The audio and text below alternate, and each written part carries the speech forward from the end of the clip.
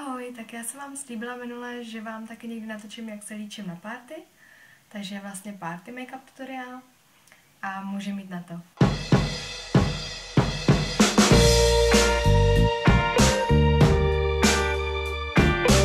Jako první si nikdy nezapomínejte dávat krém. Já mám tenhle od Garnier. A samozřejmě předtím, než si dáte ten krém, tak je důležité si to pět pořádně vyčistit. Já tady mám tuhle micelární vodu od Garnier. Takže nezapomínejte určitě předtím, než s tou pletí začnete něco dělat, určitě vyčistit.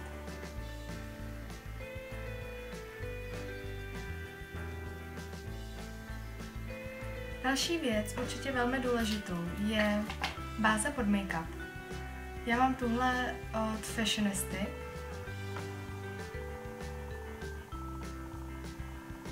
Ta báze vám vlastně trošku prodlouží ten make-up a určitě je dobrý taky si ji dát.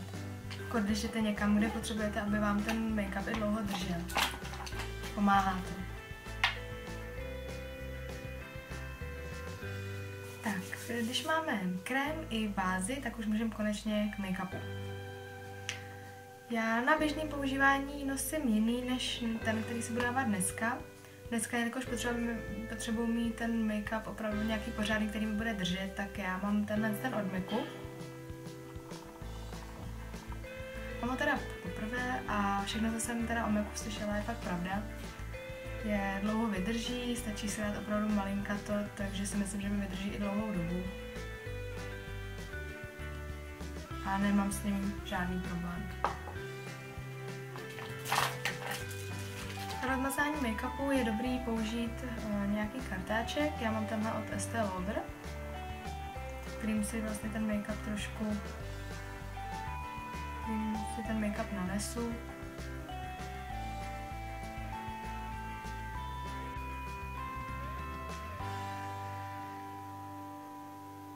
Opravdu, jak vidíte, tak je toho make-upu opravdu zapotřebí jenom tak maličko, trošička. Dávala jsem tam žádný vrstvy, já to ani nemám ráda, když pak to vypadá, že tam toho make-upu máte moc. Po make-upu určitě na řadu přichází pudr. Já mám od Dermacol tenhle ten. Musím říct, že mi opravdu vyhovuje, nedělá vám, ta pleť nevypadá nepřirozeně. Používám na to obyčejný kartáč.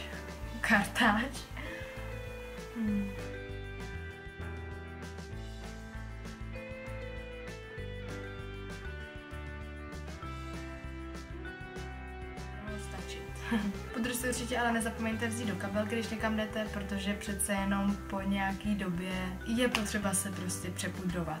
Když sedíte někde nebo jste někde na diskotéce, tak to se opravdu, třeba já mám s tím problém a hned se lesknu, takže určitě nezapomenout do kabelky.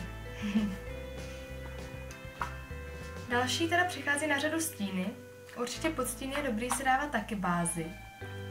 Já mám tuhle Make-up Academy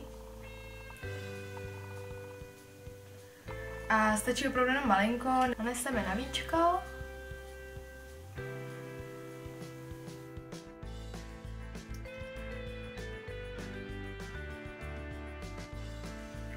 Tak já už teda tu krabičku, jak vidíte, mám trošku rozbitou, ale hravě jsem se s tím poradila a to s mojí kamarádkou Gumičkou.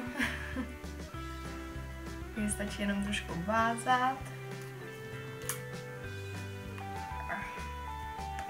Teď se dostaneme ke stínům. Můj dnešní večer je rozlučka se třídou a taky s paní profesorkami, což znamená, že se nechci úplně přece jenom přemalovat. K mému outfitu, který budu mít večer, tak se hodí černá trošku, ale nebudu to přehánět, protože nerada bych do mě mysleli něco špatného. Tak já použiju dvě paletky. Nejprve použiju tady od Estée Lauder takovou bílou, kterou budu mít jako základ. A potom použiju jenom úplně obyčejný černý stíny tady od Essence. Úplně obyčejný. Úplně obyčejný. Tak.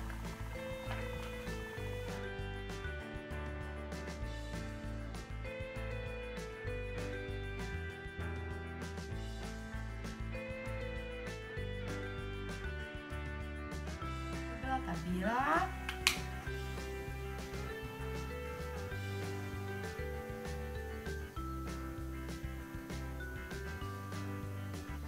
Mám ještě taky takový blendovací štěteček.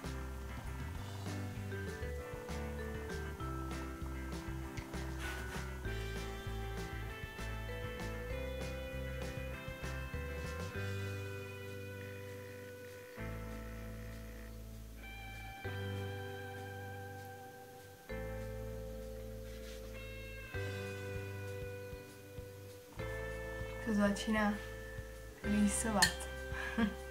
Co je taky dobrý, dávat si ten stín takhle na to spodní míčko. To vám taky to oko opětsky zvětší.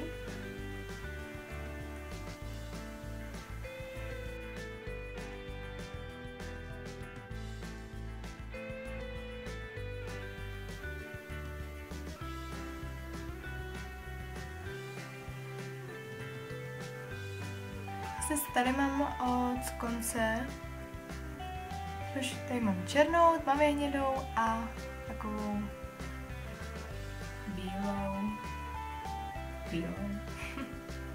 Teď se můžeme vrhnout na řasy. Já mám tady tu řasenku od Max Factor.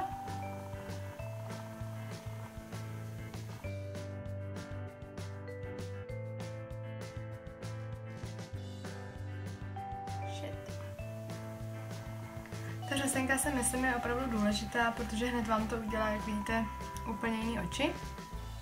A už konečně nevypadám jako Číňan. Dalším krokem je obočí.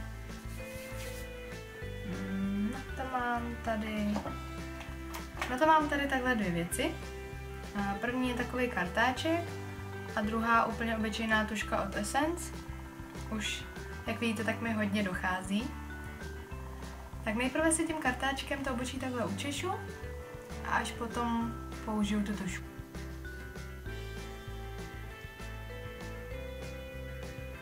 Tak další krok je tvářenka. Mám tuhle od Astor. Vnitř je ještě teček, kterým to já nanáším.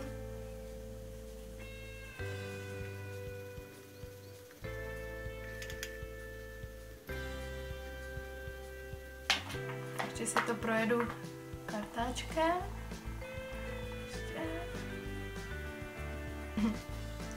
No a poslední věc je rtěnka. Já si pod rtěnku dám vazelínu, protože pak ta rtěnka líp drží.